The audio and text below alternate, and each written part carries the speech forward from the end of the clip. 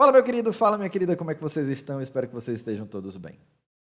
Hoje nós vamos fazer a aula que eu falei a vocês, a aula sobre a origem da vida, sobre a célula, tá? A gente vai fazer uma revisão geral sobre a célula, sua estrutura, seu funcionamento, seu papel, porque vai ser base para uma série de outros temas que a gente vai discutir depois aí para o pessoal que vai fazer o concurso da Polícia Federal, o pessoal que vai fazer Enem, o pessoal que vai fazer concurso para professor. Gente, isso aqui é conteúdo que vai cair, né, com certeza. Então, é, não deixa de assistir, tá bom? É uma grande revisão, é uma passant. Depois eu posso até fazer com mais calma sobre as organelas especificamente, sobre a parte funcional metabólica, molecular da célula, mas hoje a gente vai fazer uma revisão geralzona, beleza? A célula como um todo.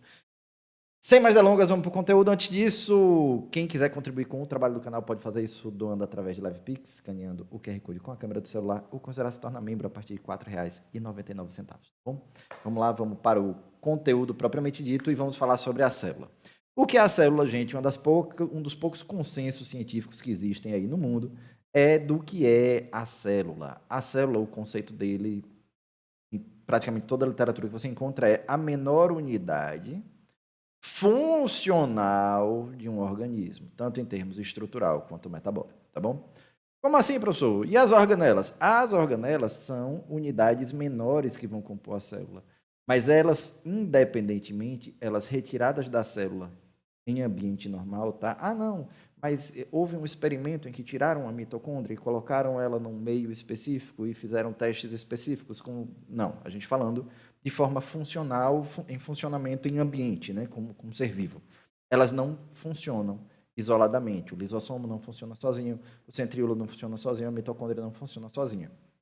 Elas funcionam como um conjunto. Então, a menor unidade funcional vai ser a célula, tá? Tanto em termos estruturais, como eu falei, como assim estruturais, professor? Diferentes tipos de célula vão formar diferentes tipos de estrutura, compondo tecidos que vão constituir órgãos, que vão se agrupar em sistemas. A gente vai falar um pouco sobre esses níveis de organização daqui a pouco, tá? Que são meio que uma complementação daqueles níveis de organização ecológica, né? Que são os níveis de organização biológica, né? Que você vai de célula até a biosfera, você vai camada após camada subindo o nível de complexidade.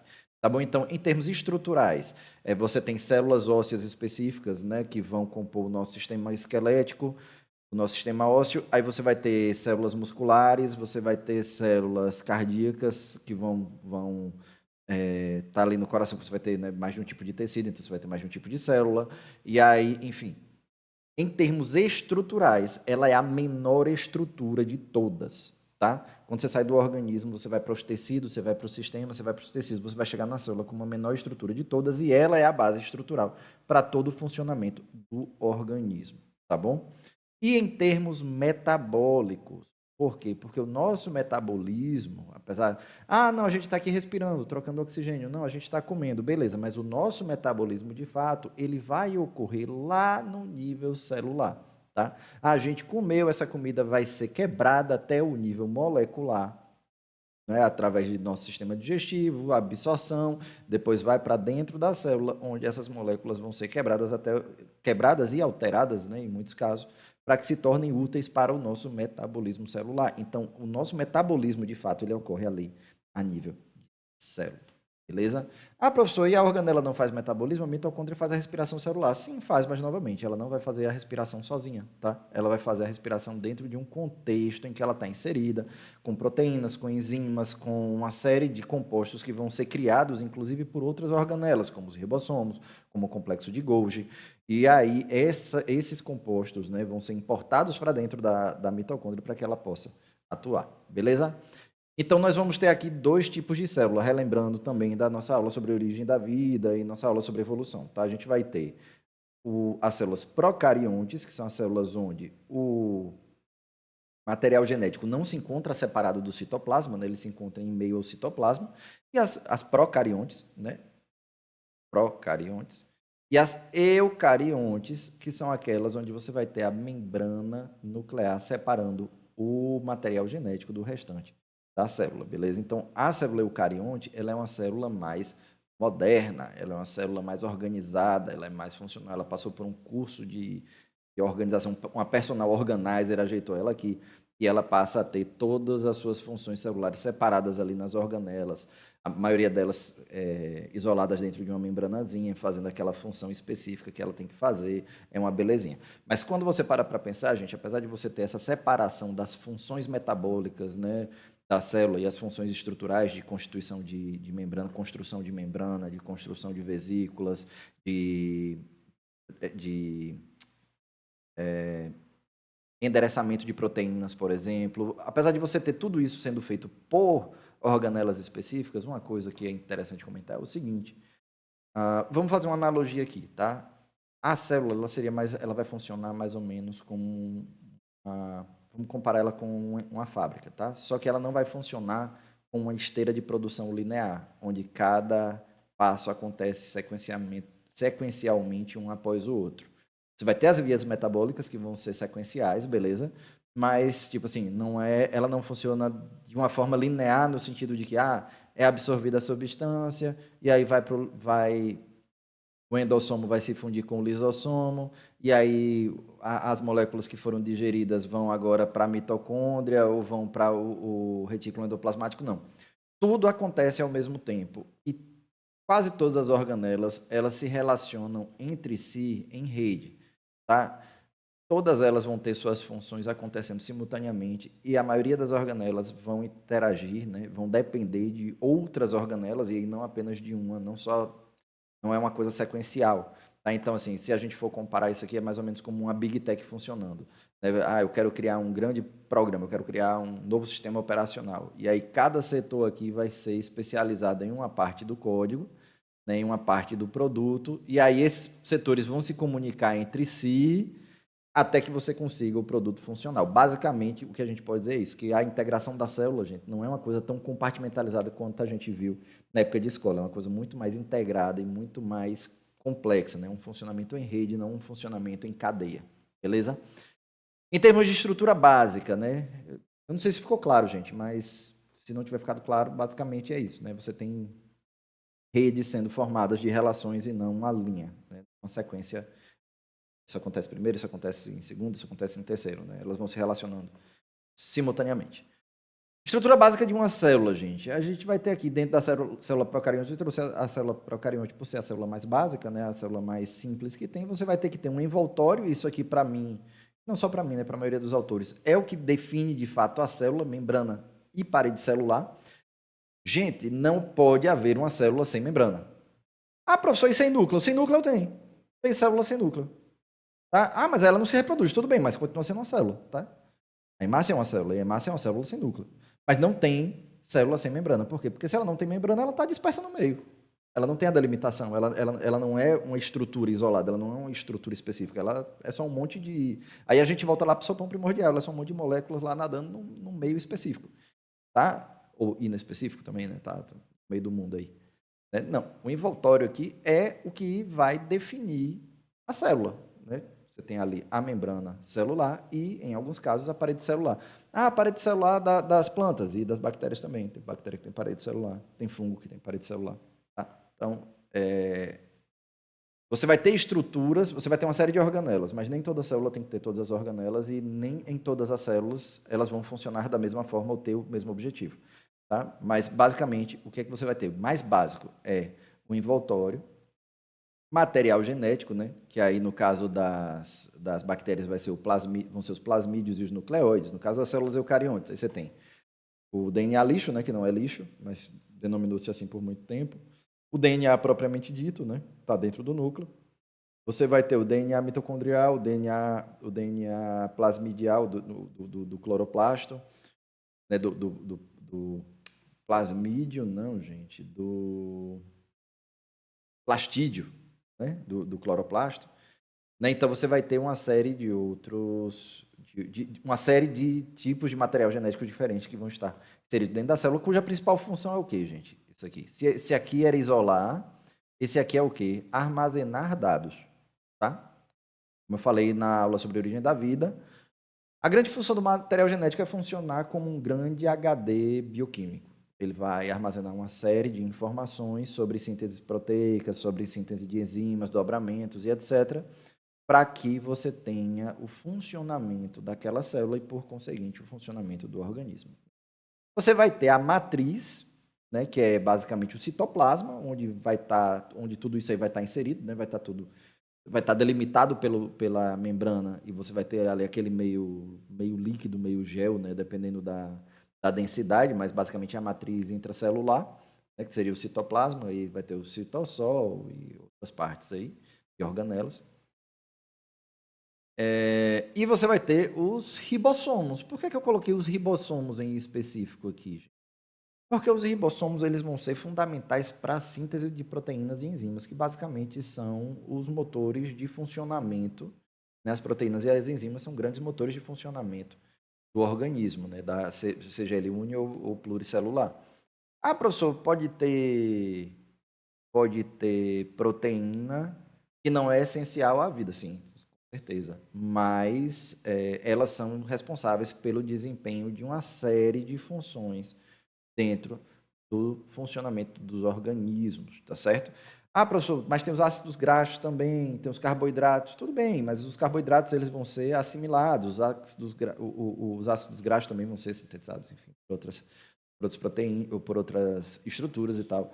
Mas os ribossomos eu coloquei aqui porque eles têm um papel importante, até porque o próprio processo de replicação do material genético passa pela ação de proteínas e enzimas, tá bom? Por isso que eu coloquei. Não foi o livro, tá? Eu coloquei aqui como meu opinativo, tá certo?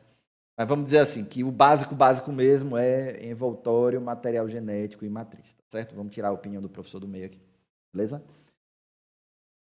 Bem, a gente tem a estrutura básica da célula, e como é que elas vão se organizar? E aí a gente vai ter os níveis de organização do organismo, né? Vamos lembrar, a gente já teve lá na aula 0 do ICMBio, né? Eu vou até trocar esse nome, vou colocar lá como níveis de organização ecológica.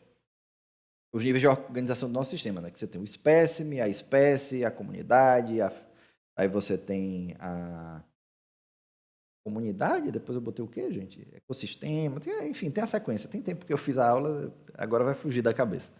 Né? Mas em termos de organismo, abaixo de organismo, o que, é que a gente vai ter? Vamos lá, a gente vai começar do nível mais baixo. A gente vai ter a célula.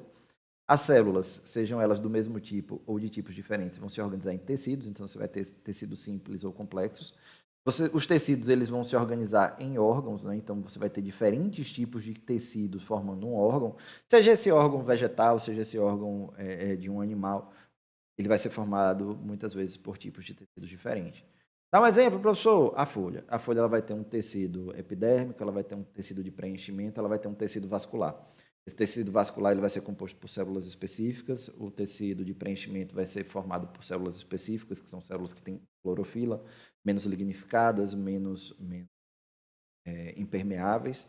Você vai ter uma epiderme que geralmente vai ser recoberta com uma camada de cera ou de algum tipo vai ter algum tipo de material que vai realizar esse isolamento dela para reduzir a transpiração. Então, você vai ter células específicas para essa finalidade, com funções metabólicas voltadas para a síntese desse tipo de material, enfim.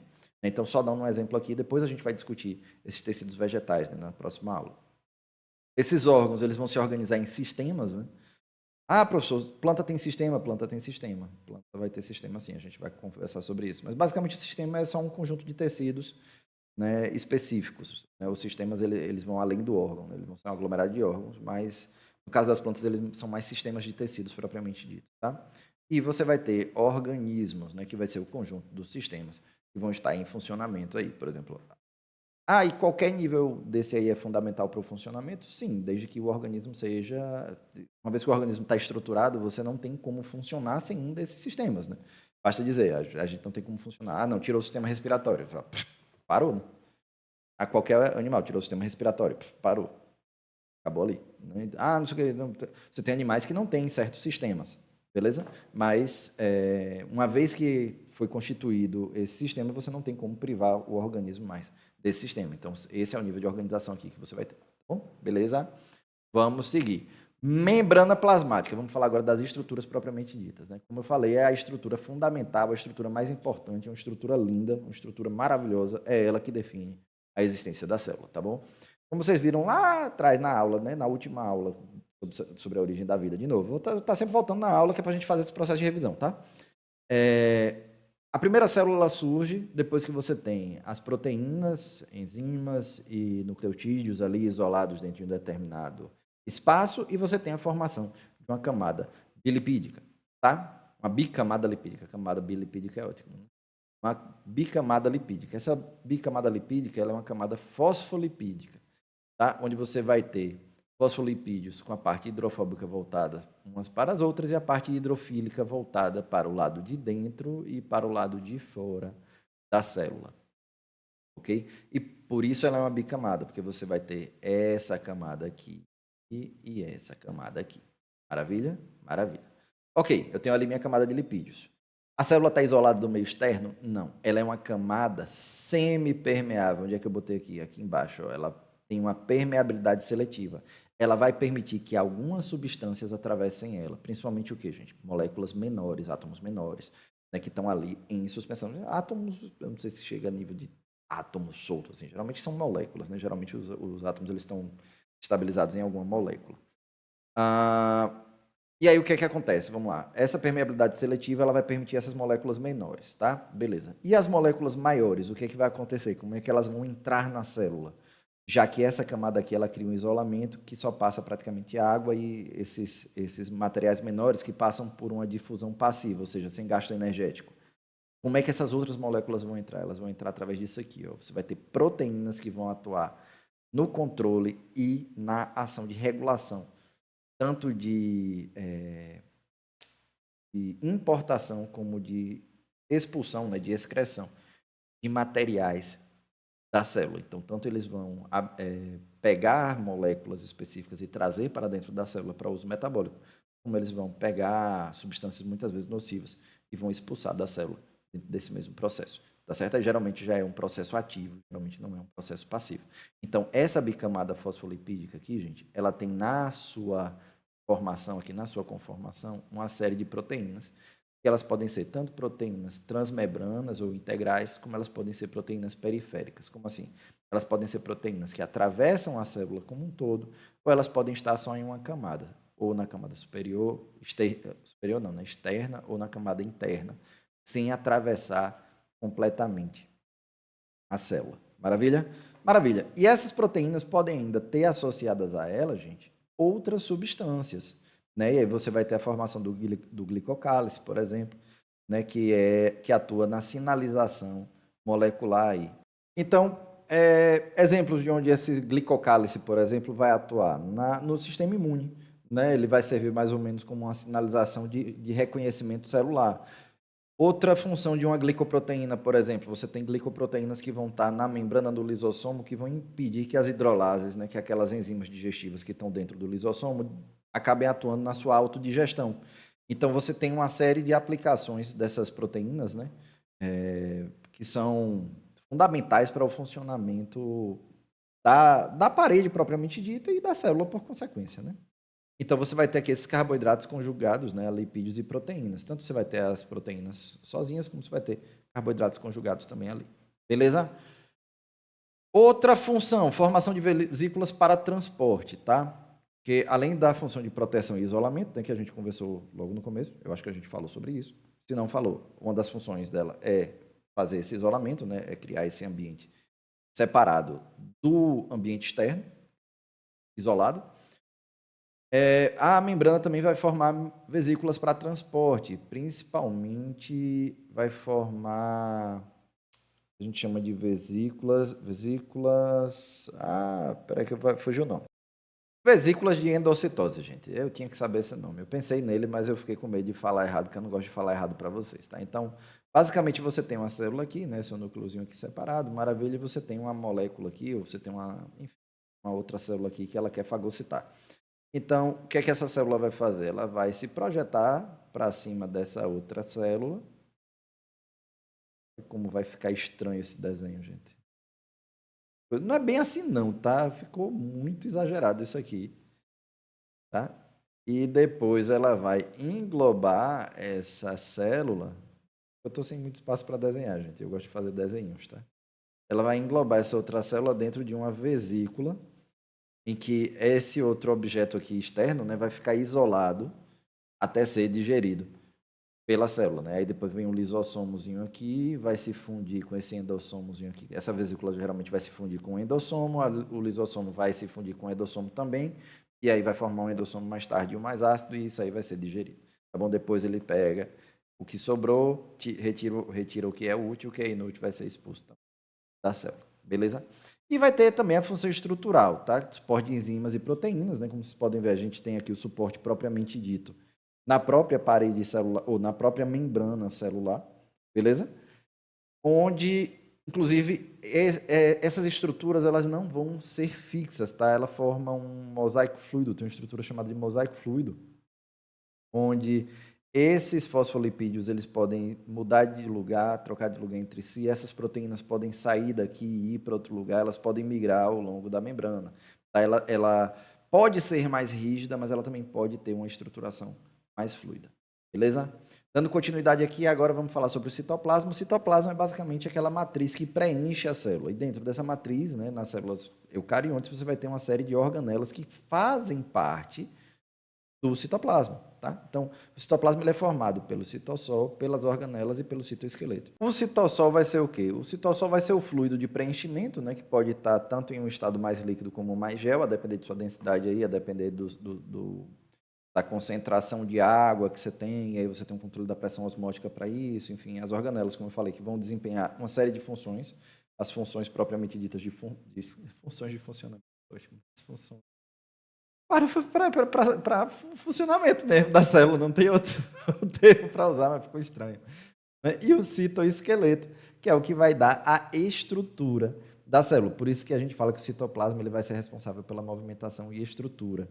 Tá? Tanto por uma questão de um direcionamento de pressão por diferenças de densidade, onde você pode direcionar de acordo com o adensamento ou a liquefação desse citoplasma, com a alteração de suas concentrações de substâncias, de forma a projetar, né, a projetar essa membrana em determinadas direções, como realmente em termos de edição desse citoesqueleto aqui, que a gente vai falar daqui a pouco. Mas, basicamente, esse citoesqueleto são estruturas moleculares que vão conferir resistência à célula, né, e eles atuam em determinados sentidos, e uma vez que você projeta esse citoesqueleto, também você vai criar a capacidade de deslocamento aí da célula, de mudança de formato dessas células, ok? Então, ele também vai dar tanto a forma como a organização. E a forma, é interessante a gente lembrar do seguinte, a forma vai depender também da quantidade de citoplasma que está presente dentro da célula. Como assim?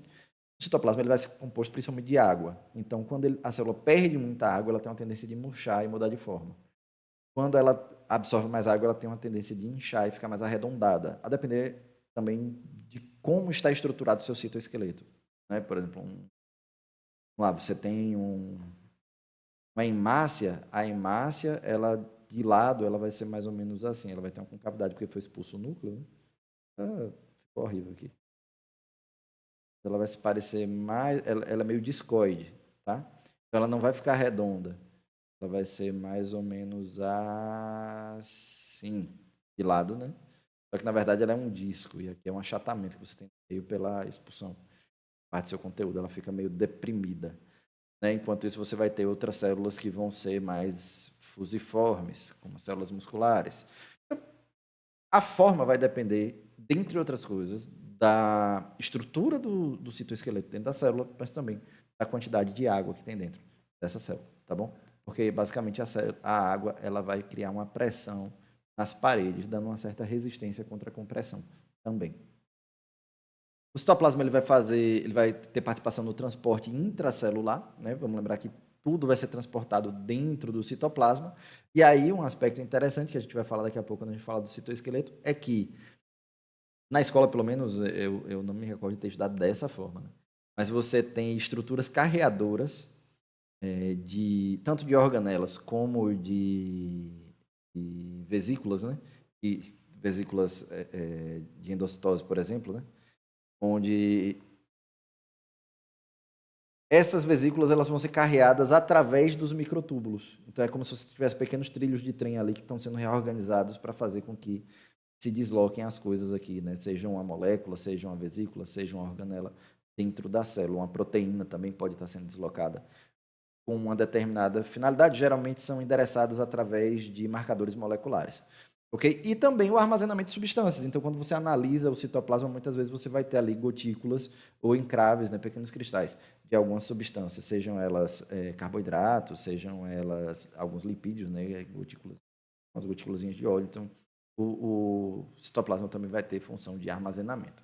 Né? E como eu falei, que eu ia dizer agora, como eu disse a vocês agora há pouco, mostrando aqui, por exemplo, a estrutura do citoesqueleto, vocês podem ver que o citoesqueleto, na verdade, ele é uma malha extremamente complexa. E aí você vai ter estruturas de microtúbulos, microfilamentos de actina e filamentos intermediários. Cada um deles vai ter uma função diferenciada, mas todos eles vão trabalhar nessas funções aqui, né, que eu falei agora há pouco também, de transporte intracelular, de resistência tanto à tensão quanto à compressão, ou seja, tensão, que é o rasgar, né, quanto à compressão, que é o achatamento das células, e vão atuar no movimento celular dentro do citoplasma. Então, tem algum dentro de transporte intracelular, você tem um conceito interessante que eu não conhecia.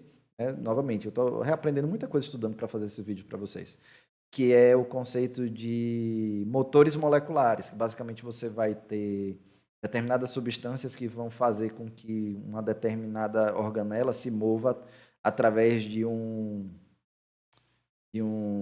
uma cadeia de microtúbulos. E aí ela vai gastar ATP, né, vai gastar energia para fazer com que a organela saia daqui para cá. Ela pode fazer com que duas estruturas de microtúbulos deslizem uma sobre a outra para mudar a estrutura da célula. Então você tem uma série de possibilidades aí de arranjos, né, e uma série de possibilidades de interações desse citoesqueleto que vão permitir a movimentação, o transporte intracelular e o movimento. Oh, desculpa, gente, estou batendo no microfone.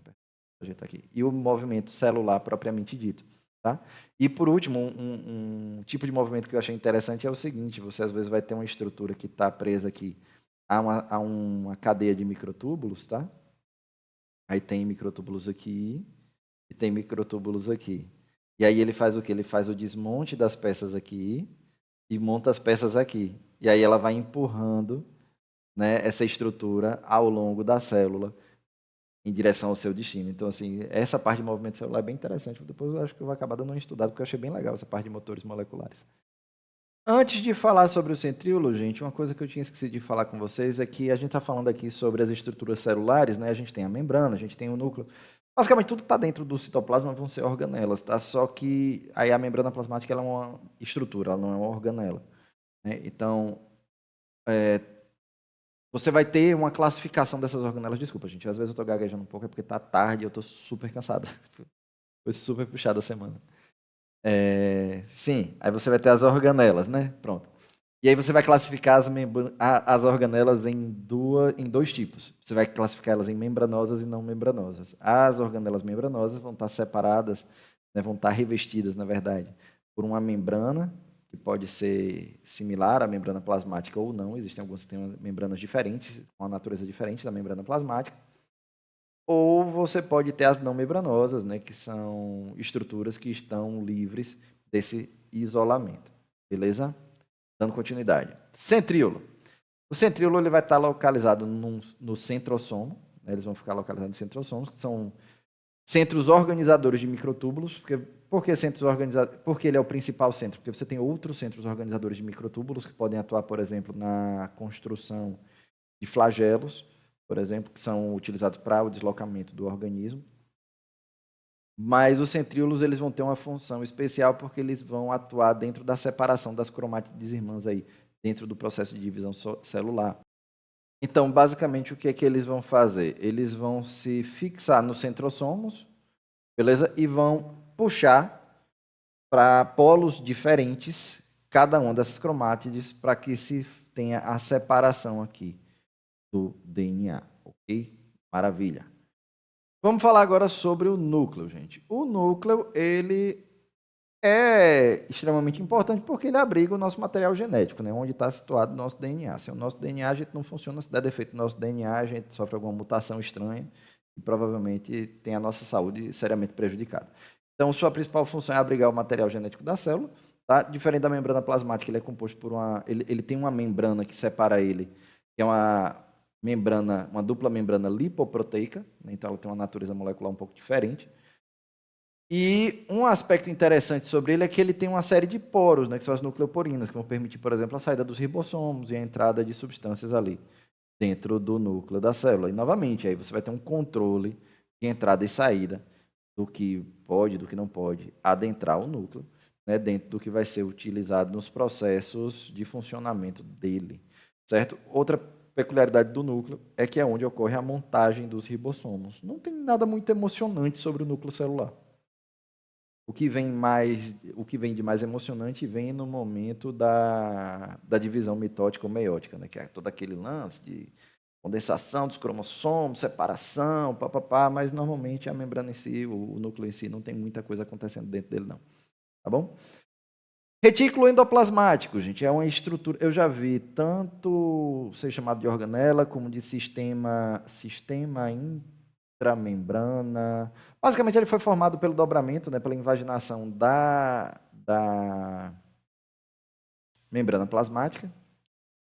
E ele basicamente vai se dividir em duas funções, em dois. A gente vai ter o retículo endoplasmático liso e o rugoso, onde o rugoso, a grande diferença estrutural é que você vai ter os ribossomos presentes aqui dentro na membrana do retículo endoplasmático rugoso.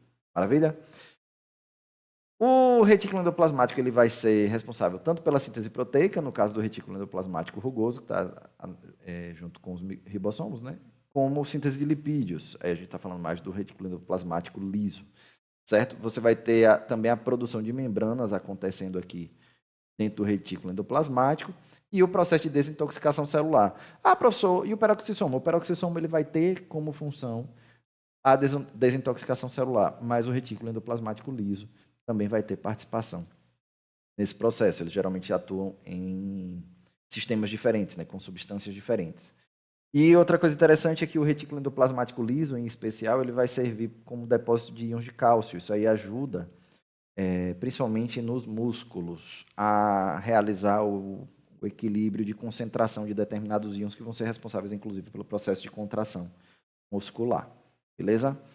Ribossomos. Os ribossomos são fundamentais, como eu falei para vocês logo no começo. Por quê? Porque eles vão fazer a transcrição de proteínas e enzimas que vão atuar em muitas funções, seja na digestão, seja na própria transcrição de DNA, né? Você tem DNA sintetase, DNA polimerase, enfim, uma série de enzimas e de proteínas aí que vão atuar na célula. Eles são construídos no ribossomo a partir de aminoácidos e da ação do RNA. E qual é o papel do RNA nisso aqui? Primeiro que ele é feito de RNA, né? Ele é composto pelo RNA ribossômico. Você vai ter o RNA transportador, que vai trazer as cadeias de aminoácidos para ser transcritas a partir do RNA mensageiro, que é quem traz o quê? Quem traz as instruções de montagem para o sequenciamento da proteína. Então, a proteína ela é o quê? Ela é uma cadeia de aminoácidos, tá? Vai ter aqui o 1, o 2, o 3, o 4. Quem é que vai dizer essa ordem aqui de aminoácidos, gente? Vai ser o RNA mensageiro. Certo? E eles podem ser encontrados em diversas estruturas da célula. Por exemplo, você vai encontrar eles, inclusive, dentro das mitocôndrias. Complexo de Golgi. O complexo de Golgi ele tem também uma função interessante junto com os ribossomos, que vão estar lá, principalmente aonde no retículo endoplasmático rugoso. Ah, professor, está só lá? Não, tem ribossomo livre, tem ribossomo dentro da mitocôndria, tem ribossomo dentro do cloroplasto. Tá? Mas o complexo de Golgi, voltando, né? Mas como eu falei, né? o retículo endoplasmático rugoso ele é rico em ribossomos, então acontecem muitas sínteses proteicas ali. Certo? O complexo de Golgi ele vai ter uma ação muito interessante, porque depois que a proteína sai de lá, ou sai do ribossomo, enfim, ela pode, não quer dizer que ela vai, mas ela pode ser encaminhada para o complexo de Golgi, tanto a proteína como lipídios, tá? Mas qual é a função deles? Não é mais fazer uma construção, ela vai fazer um processamento e modificação dessas moléculas. Então, elas vão transformar, vão empacotar, vão endereçar essas moléculas para suas respectivas funções, para os seus respectivos destinos. Como assim endereçar, professor? É basicamente isso aí que eu falei para você, um processo de endereçamento molecular. Como é que vai funcionar? Você vai ter uma vesícula aqui, por exemplo, do lisossomo. Ela vai ter proteínas aqui que vão servir de sinalizadores moleculares para que ela não chegue no núcleo da sua célula ali cole ali e largue as hidrolases aqui dentro e destrua sua célula. Então, ela vai ser direcionada quimicamente a atuar dentro daquelas organelas, né, direcionadas àquelas organelas e estruturas onde ela deve atuar de forma funcional. Acontece do lisossomo explodir e a célula se autodestruir? Sim, dentro do processo de morte celular programada. Mas dentro do funcionamento normal, né, enquanto você está dentro do período de vida normal da célula, o lisossomo é para ele se anexar no endossomo para digerir alguma coisa que esteja aqui dentro, né, e depois os rejeitos serem enviados para fora e o material que seja útil ser mantido dentro da matriz celular ou endereçado a ela. Tá? Então, esse processo de endereçamento das vesículas, né, das membranas das vesículas, essa marcação molecular, ela é feita pelo complexo de Golgi. Tá? Inclusive, algumas proteínas elas podem ser alteradas dentro desse processo, certo? Então, algumas proteínas livres elas podem ser envelopadas em vesículas, então ele tem uma função muito importante também. Todas as organelas elas vão ter funções importantes, gente. Boa parte dessas organelas, se elas pararem de funcionar ou funcionarem erradas, vai ter doenças associadas a ela. Beleza? Falando um pouquinho sobre a mitocôndria. Mitocôndria, assim como cloroplasto, tá? Eles são meio que a prova da endossimbiose. Beleza? Por quê? Primeiro, eles têm DNA próprio, né, que é o DNA mitocondrial, no caso, a mitocôndria. Eles têm o DNA do cloroplasto também lá, que é um DNA diferente do DNA da célula. É um DNA específico. Outra coisa, os ribossomos, eles são 70S. O que isso significa? Eles são mais próximos dos ribossomos bacterianos do que dos ribossomos que estão dentro da célula propriamente dita. A mitocôndria ela vai ser formada ela vai ser delimitada, melhor dizendo, né, por uma membrana dupla, tá, mais externa aqui, e ela vai ter uma matriz interna aqui, uma matriz mitocondrial aqui, beleza? Eu não vou entrar no processo metabólico, porque a gente vai falar depois sobre respiração celular. Certo? Então, quais são as funções dessa mitocôndria? A mitocôndria vai ter como funções a respiração celular, como acabei de dizer, que é o processo de transformar carboidratos em energia utilizável pela célula. A síntese de aminoácidos, então você vai ter aminoácidos que vão ser sintetizados dentro da mitocôndria. Isso aqui, eu não sei como é que está a escola hoje. Eu já falei sobre isso em outro vídeo, eu não sei como é que está a escola hoje, mas na minha época a gente só via isso aqui, tá, gente? Essas outras partes aqui a galera não explicava pra gente, não. A gente faz a atualização e traz para você. Tá? Então, a gente tem a síntese de aminoácidos aqui também, a gente vai ter a síntese de esteroides e ela vai ter participação também na morte celular programada, que ela vai sintetizar determinadas substâncias que vão sinalizar para o lisossomo que é hora de se autodestruir e destruir a célula dentro desse processo. Os lisossomos, que eu venho falando até agora, que basicamente são o quê? São uma vesícula cheia de enzimas. Essas enzimas são ácidas, são enzimas digestivas, que são essas hidrolases, que atuam na digestão celular. Eles são originados no complexo de Golgi, né? O complexo de Golgi faz essa embalagem e esse endereçamento dessa vesícula para que ela atue em locais específicos. Ela, como eu falei mais cedo, ela vai se fundir com o endossomo, que é uma outra estrutura celular, para onde vão ser direcionados os materiais que vão ser objeto de endocitose, e dentro desses endossomos vai ocorrer o processo de digestão. Certo? E ela vai ter essa participação na morte celular, como ela rompe a membrana, libera essas enzimas e a célula se autodestrói. Isso pode acontecer por diversos motivos, gente. Mas pode estar. É mais comum que aconteça ou em células que precisam destruir alguma estrutura, por exemplo, uma organela que não está funcionando bem. Ela pode ser direcionada para a autodestruição, porque, inclusive, ela pode atuar na autodigestão. A célula pode destruir uma estrutura própria para reaproveitar aquele material, uma vez que aquela estrutura pode não estar funcionando bem, ou uma proteína que pode não ter sido traduzida de forma correta. Tá certo? Então, ela atua principalmente na digestão intracelular. Peroxissomos, gente, eu não sabia, a gente estuda basicamente isso aqui, desintoxicação do peróxido de hidrogênio, né, gente? Mas o peroxissomo ele vai ter uma série de funções bem interessantes. A primeira dela que ele se multiplica de forma autônoma, tá? Então ele se divide, uma vez que o peroxissomo se forma, ele passa a se dividir por conta própria, ele vai inchando, chega um determinado momento no qual ele se divide. Eles vão importar enzimas que são sintetizadas no citossol, ou seja, ele não tem síntese das enzimas dentro dele, assim como o lisossomo, só que aí o peroxissomo está aqui livre no citossol. O lisossomo ele é formado pronto no Complexo de Golgi. O peroxissomo não, ele está aqui livre no citosol, ele vai absorvendo essas enzimas e chega um momento que ele se divide porque ele fica muito inchado e ele vai se dividir e formar um novo peroxissomo. Então ele tem uma certa autonomia no seu processo de multiplicação. Ele atua no metabolismo do ácido úrico, que todo mundo sabe que é nocivo, né, para a célula. Eles catalisam a degradação dos ácidos graxos, né, e os ácidos graxos, e geram como subproduto acetilcoenzima A e água, e essa acetilcoenzima A é aquela mesma acetilcoenzima A que vai ser utilizada dentro dos outros processos metabólicos. Ela recupera o fosfoglicolato durante o processo de fotorrespiração. Esse fosfoglicolato, gente, é interessante que ele tem um potencial tóxico para a célula, e aí ele entra de novo numa cadeia, de forma que ele não se acumula a ponto de ser nocivo. Ele metaboliza D-aminoácido da parede das bactérias que penetram no organismo, então ele age em células específicas do nosso sistema imune que fagocitam essas bactérias, eles vão agir de forma a destruir essa parede da bactéria e permitir que essa bactéria seja destruída pelo nosso sistema imune. E ela vai agir aqui também na desintoxicação do peróxido de hidrogênio e do etanol. Então, agradeça que é ele que faz o álcool ir embora no dia seguinte, tá? Para você que gosta de uma cervejinha no final de semana. Diferenciais agora da célula vegetal para a célula animal, tá? A gente falou aqui das principais organelas, acho que quase todas, né, que vão estar presentes na célula animal. E agora a gente vai falar dos diferenciais que vão surgir na célula vegetal. A gente vai ter, primeiro e o maior deles, que é o surgimento de uma parede celular.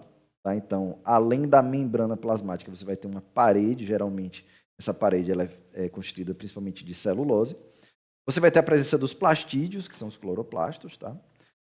A ausência de lisossomos, onde é que vai ocorrer a digestão da célula vegetal? Dentro dos vacúolos digestivos.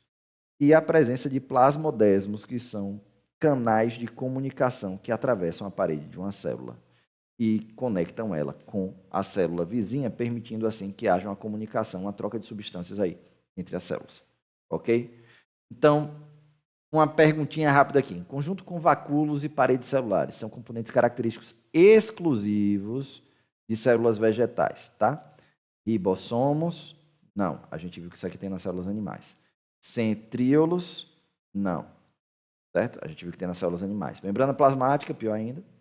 Peroxissomo, não. Viu que tem nas células animais. Então só resta o quê? Cloroplasto, certo, gente? Errado. O cloroplasto, ele não está apenas associado às células vegetais. Ele também pode ocorrer em procariontes. Em procariontes não, desculpa, gente. Em protozoários procariontes. Eita, que gafe. Em protozoários, né, que são eucariontes, mas são parte de um outro grupo. E, então, é importante a gente deixar isso claro, por quê? Porque quando a gente vê isso aqui pode parecer não ser muito relevante, mas isso aqui foi uma questão de concurso e quando eu consultei, a banca não revogou, ou seja, as pessoas não recorreram dessa resposta. Essa questão aqui ela tinha que ter sido anulada e ela não foi. Tá? Eu não trouxe o nome do concurso porque para não causar polêmica, tá? Tiveram alguns outros que eu trouxe, alguns eu não trouxe, mas esse aqui em específico eu não trouxe de propósito para não causar polêmica, mas não foi anulado, foi um concurso exclusivo para professor de biologia, tá certo? E aqui eu trouxe exatamente o que? Um euglenophita, certo? Que é um protozoário que tem cloroplastos dentro dela, ok? Vamos lá. Dando continuidade aqui ao assunto, depois do pequeno momento de reflexão, recorra das questões, sempre procure algo para recorrer quando você fizer uma prova. Parede celular. A parede celular ela vai se dividir em primária e secundária. Tá? A parede primária é a primeira que surge, obviamente, e ela vai se expandir junto com a célula, ela vai ter um crescimento junto com a célula. Geralmente, depois que cessa o crescimento da parede primária, depois que cessa o processo de crescimento celular, a célula começa a depositar substâncias e formar a parede secundária, que pode ter até 3 camadas, a S1, S2 e S3. Tá? Quais são os compostos mais comuns que você vai encontrar? O mais comum de todos vai ser a celulose, que é um carboidrato, e aí é um carboidrato de camada extremamente longa e complexa.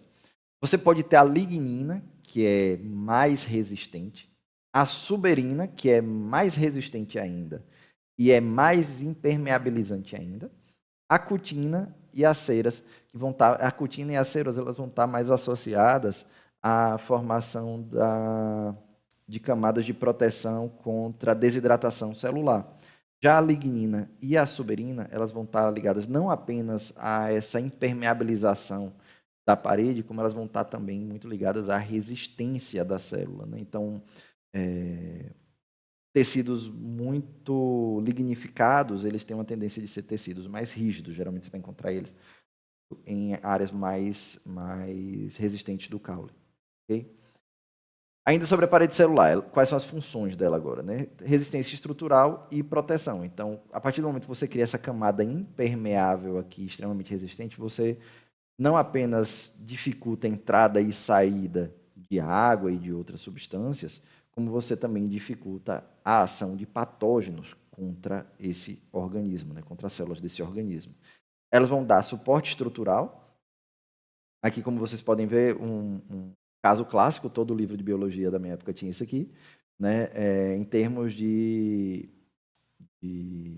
controle da forma e da estrutura da célula, quando você tem meios com concentrações de sais muito extremos, né? E aí você tem processos osmóticos extremos. Em um meio isotônico, você tem entrada e saída da célula ali equilibrada, ela fica bonitinha e tal na dela. Em um meio hipotônico, você tem muito mais entrada de água do que saída.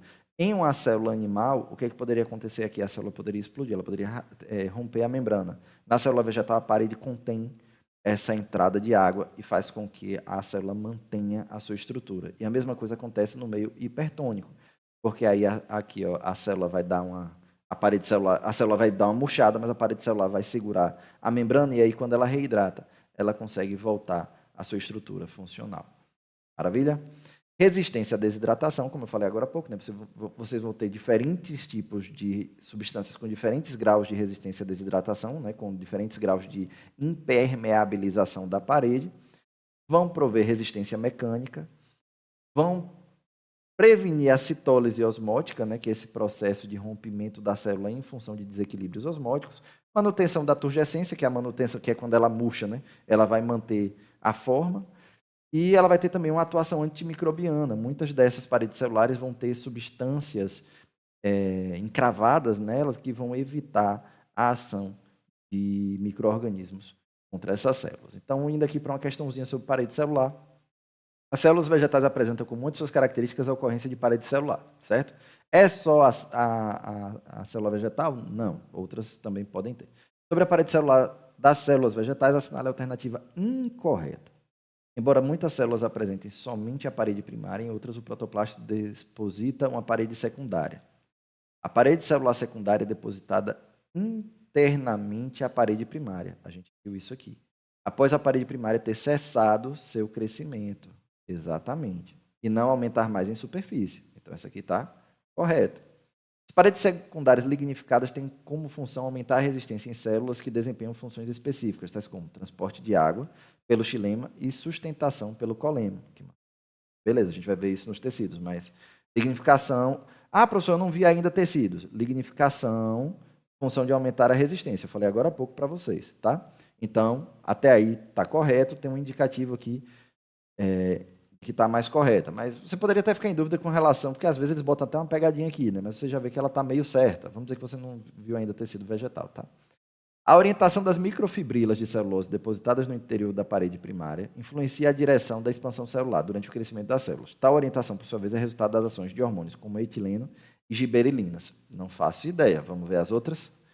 A lamela mediana consiste em uma camada rica em substância péptica depositada entre as duas paredes celulares primárias de células adjacentes, sendo atravessadas pelos plasmodesmos, que a gente falou sobre a questão da travessia, que conectam os protoplastos dessas células. Gente, eu não falei sobre lamela mediana, mas a lamela mediana ela é exatamente isso, uma camada rica em substâncias péticas, e ela vai ficar assim, você vai ter uma célula vegetal aqui, você vai ter outra célula vegetal aqui, certo? Duas paredes celulares aqui, e aqui no meio você vai ter, sim, a lamela mediana, tá?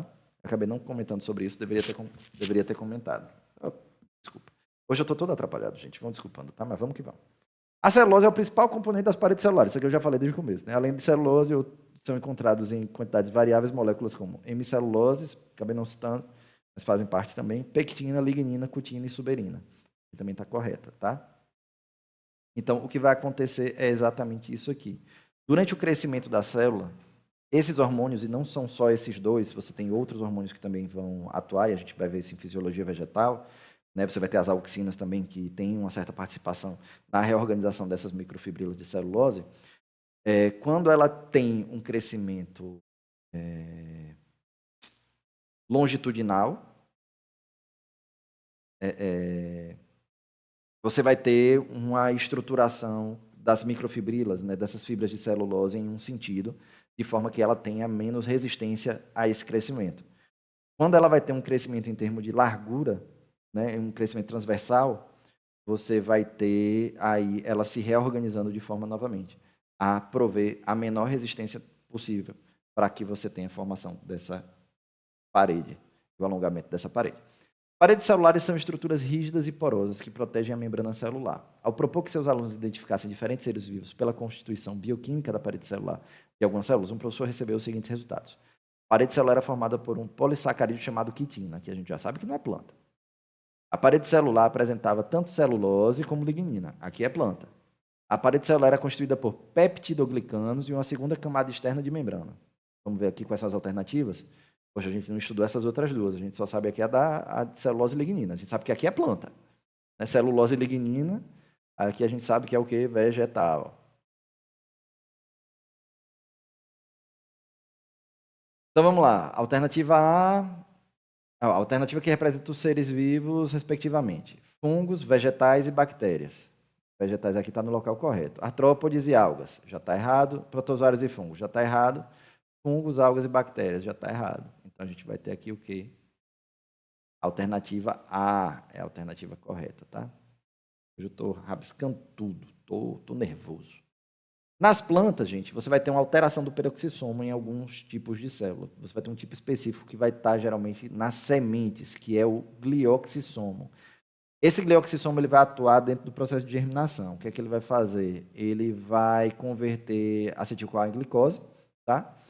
E ele vai ser fundamental no processo de germinação porque ele vai ajudar no processo de metabolismo dos óleos, principalmente em sementes de oleaginosas.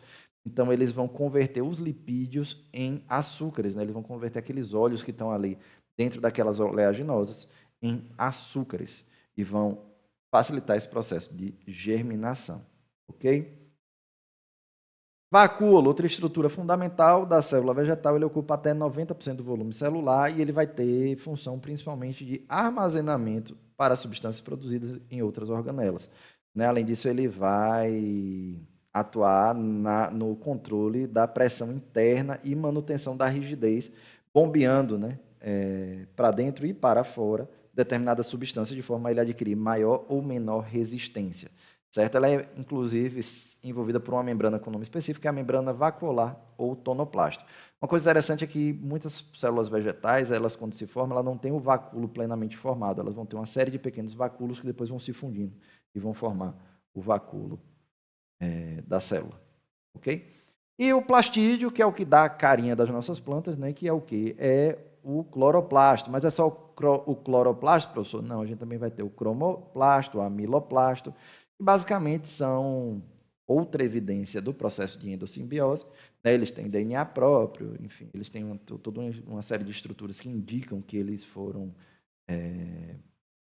adquiridos, né? Eles foram importados a partir dentro do processo evolutivo e permaneceram na célula através de um processo de evolução da célula, né? Através de um processo de simbiose. E eles surgem de um proplastídeo. Esse proplastídeo, ele pode dar origem a toda essa variedade de plastídeos diferentes, tanto cloroplastos, como os amiloplastos, que vão servir para armazenamento de amido. Você tem também cloroplastos que não se desenvolvem e eles não têm a clorofila ali acumulada nos tilacoides. Beleza? Beleza. Principalmente, vai acontecer principalmente o quê? Com plantas que não são expostas ao sol durante o seu processo de maturação. Só que, ao ser expostas ao sol, esses esses plastídeos eles vão evoluir. Eles vão amadurecer em cloroplastos também, tá? E depois de um certo momento, né, depois de um certo grau de maturação, eles podem evoluir em cromoplastos, que geralmente são ricos em beta-caroteno, que é um tipo de carotenoide que ele serve como... Ele tanto tem a capacidade de reagir à radiação solar, e aí ele atua como auxiliar no processo de fotossíntese, como ele também protege contra radiação excessiva. Tá? Então, ele tem essas capacidades. Maravilha? Então, falando em termos de estrutura, né? A gente tem aqui o plastídeo, o principal deles é o cloroplasto, certo? Por quê? Porque é nele que acontece a fotossíntese, por isso que ela é autótrofa fotossintética aí. Né? Esse processo de fotossíntese é o que permite que você tenha absorção e fixação do gás carbônico e a emissão de oxigênio de volta para a atmosfera, certo? O cloroplasto ele tem o DNA próprio, ele é uma organela semi-autônoma, então ele depende de algumas enzimas que vão ser importadas e algumas proteínas que vão ser importadas para dentro dele, mas ele tem uma série de estruturas que vão funcionar de forma autônoma, que ele mesmo vai ser capaz de algum nível de síntese proteica e ele também vai ser capaz de se reproduzir ali, beleza? E ele vai realizar a fotossíntese. A fase clara vai acontecer nos tilacoides. O que são os tilacoides? São essas unidades de discos aqui. E a fase escura vai acontecer dentro do estroma, que é a matriz. Beleza? 2023, banca IBFC, Secretaria de Estado de Educação do Acre, eu acredito. Ensino regular, professor de Biologia. Organelas celulares são estruturas que desempenham funções essenciais básicas para o metabolismo celular. As organelas podem ser divididas em membranosas, que são envolvidas por membranas fosfolipídicas, e organelas não membranosas, que não possuem esse envoltório.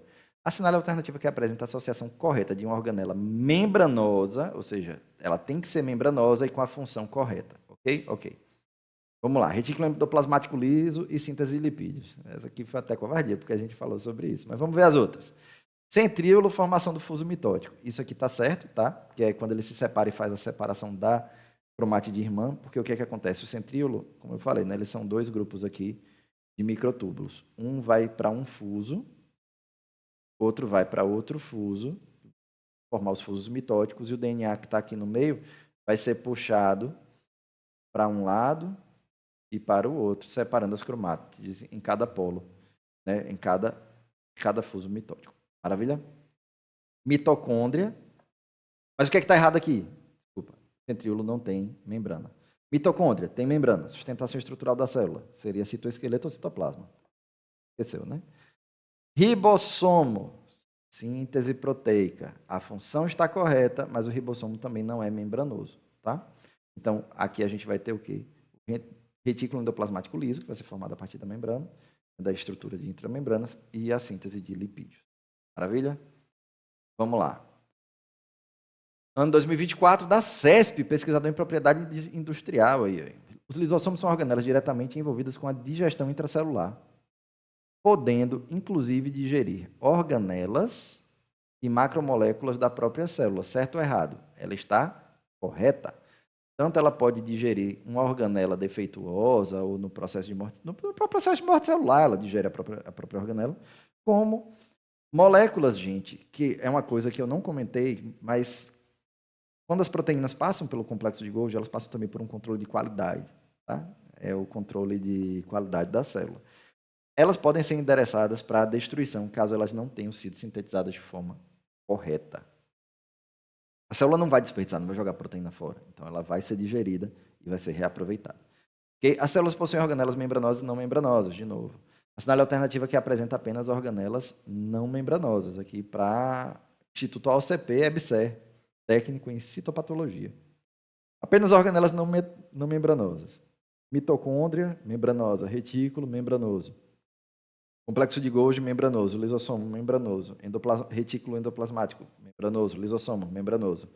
Centríolos e ribossomos. Ok, a alternativa é correta. Ribossomos, não membranoso. Mas a mitocôndria aqui é membranosa, tá bom? Então, alternativa D. Ano 2023, Prefeitura de Canoas, engenheiro agrônomo. Todas as células vegetais apresentam a mesma estrutura básica da organização eucariótica. Possuem um núcleo, sim, citoplasma, sim, e organelas, ok. As células estão envoltas por uma membrana que define seu limite, ok. Além de uma parede celulósica, sim, 100%.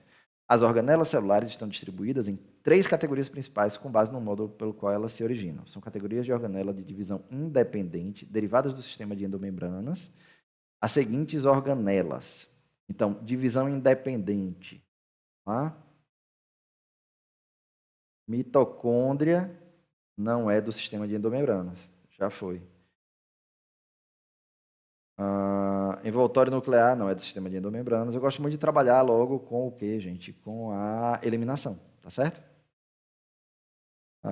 Endossomos, complexo de Golgi e oleossomos. O complexo de Golgi, ele não é o quê, gente? Divisão independente. Então, tchau para esse aqui também. Então, tchau para esse aqui também. Então, sobe o quê? Oleossomos, peroxissomos e glioxissomos. O glioxissomo, vamos lembrar, ele é uma variação do peroxissomo. Então, como eu falei a vocês, ele tem uma divisão independente. O oleossomo, na verdade, eu não identifiquei no livro de biologia celular, mas a alternativa correta acaba sendo essa aqui. Ok?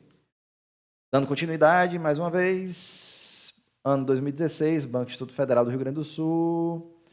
Professor de Biologia, as mitocôndrias são organelas celulares que constituem exemplos admiráveis de integração morfofuncional. Sobre essas organelas é incorreto, ou seja, a alternativa errada, tá? Sempre tem que ter foco no enunciado das questões. Nas mitocôndrias, a energia contida nas ligações covalentes das moléculas dos alimentos é utilizada para fosforilar o ADP, diferentemente da glicose, que é inicialmente convertida em piruvato no citoplasma. Os ácidos graxos penetram nas mitocôndrias, onde são quebrados por uma série de enzimas específicas em um processo de degradação denominado beta-oxidação. Boa pergunta. Vê as outras alternativas. As mitocôndrias possuem duas membranas, uma externa e outra interna, as quais estabelecem dois compartimentos, o espaço intermembranoso e a matriz mitocondrial. A gente viu que sim. A matriz é porque eu não vou desdobrar isso aqui, gente, porque isso aqui está dentro do conteúdo de respiração celular, tá? A matriz mitocondrial apresenta várias cópias do DNA mitocondrial. Sim. Diversos tipos de RNA e o aparato enzimático necessário para as reações do ciclo do ácido cítrico e ainda outras reações associadas à sua função. Ok. Membrana interna das mitocôndrias apresenta invaginações na direção da matriz, formando as chamadas cristas mitocondriais, certo? As quais aumentam a superfície interna da membrana. Essa membrana localizam-se os componentes da cadeia transportadores de elétrons e os complexos de ATP sintetase. Ok. Mitocôndrias são organelas semi-autônomas que se reproduzem por fissão binária. Contêm componentes necessários para a síntese de algumas proteínas e DNA próprio circular.